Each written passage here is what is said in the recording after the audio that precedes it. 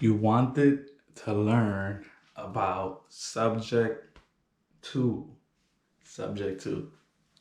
Come here, let me show you. All right. Subject two. What is subject two? Subject two is the ability to acquire something, anything, without having the three C's involved: cash, credit, and credentials, right? So what that really means is you're not qualifying for anything, right? You don't need your credit. You're not paying any cash, right? And you're not showing any credentials. So let's break this down a little bit, right? Let's break this down a little bit. So sub 2 applies for everything: a car, a house, a bike, anything, literally. So let's say you were looking at a new van. Let's just say it was a Honda, right? A Honda. And let's just say John is paying $400 a month on payments, right? $400 a month on payments. But John lost his job, right? And John is your friend, and he lost his job, and John is your friend, and he reached out to you.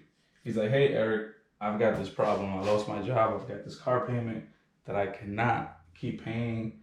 I try listing it on Craigslist, right? We all know what happens when it goes. What happens in Craigslist, right? Craigslist.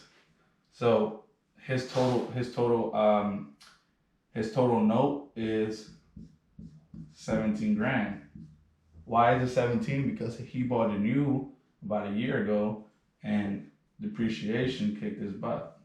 As soon as he came off the lot, he lost about 20%, right? So he listed it on Craigslist for 18 grand to clear that debt. But if you know Craigslist, anything that goes on Craigslist, they were offering him this. Hey man, I'll do 10K. I'll do 10K cash. He even got one that said, I'll do 5K, right? Or maybe you get somebody that says, I've got 15K, right? Even at 15K, that means he would have to bring 2 grand to the deal, 2 grand to the closing table.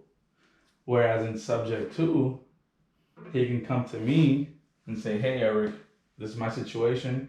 I've tried even offering it to, CarMax, tried offering it to Honda, whoever. Nobody's paying me what I owe, and I don't have any finances to cover the debt. So here's where you play the role.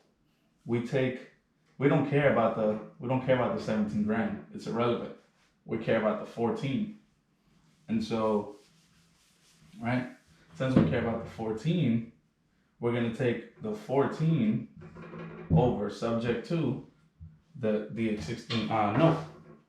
So as long as we can afford the 400, right, we'll take his 400. On title, it'll show our name, right? On title, it'll show our name. However, the debt, 17 grand, stays into John's name. We never switch the debt because, again, if we switch the debt, we'll need the 3 C's. We would need to either bring cash, right, which we're trying to avoid. We don't want to pay 17 grand or even a down payment, right? We're trying to avoid credit. We don't care about the credit. Even though my credit is A1, and I'm sure yours is too, one of the things I hate is a dealership hitting my credit like 30 times when they send it out. Though, when you send it out, if it's all within one day, you're usually fine. It usually just really counts as one, but that's for a different story, right? And then we don't have the credentials, or we don't want to show credentials for whatever reason, right? So the debt will stay under his name. We'll take over the 400, subject to, again, our name will be on title. His name will still have the debt. And there's ways to mitigate this risk for both, right?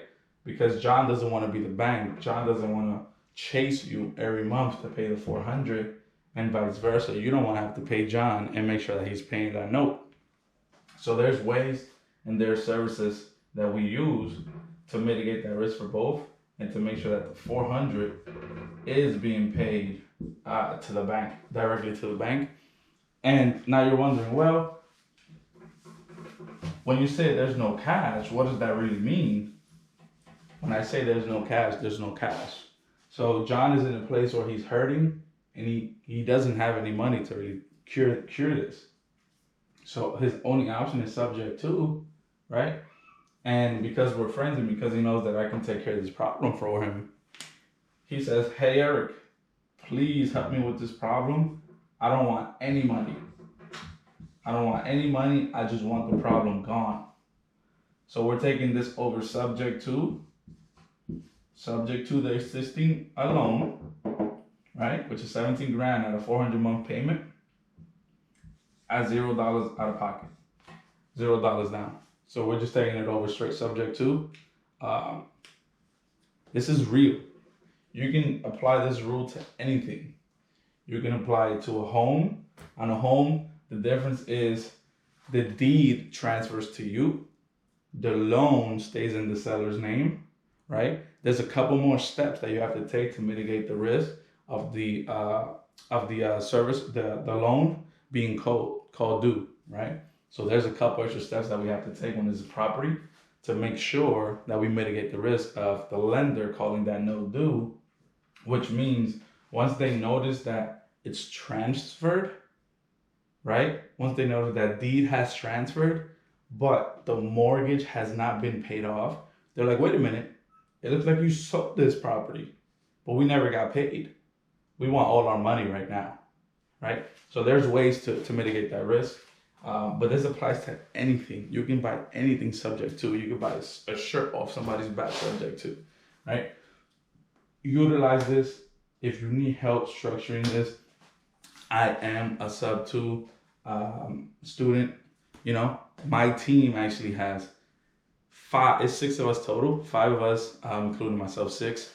We're all subject to students, and my lovely partner, she is a mastermind student. So she even took a bigger step, and the wealth of knowledge that she has, in her mind is just abundant. There's so much. And so we understand all the creative terms. We understand the sub 2, the seller finances. We understand how to mitigate all these risks so that the loan does not get called due. And even if it does, what to do to make sure we're safe. And so again, if you'd like to partner with us, leave a comment below. I'll put my email in the description, or put your email, and we'd love to talk. We'd love to reach out. Bring me a problem. Bring my team and myself a problem to solve. We love problem solving, especially if it's creative, if it's sub 2, if it's a hybrid, if it's a wrap, etc. Bring us a problem. Peace.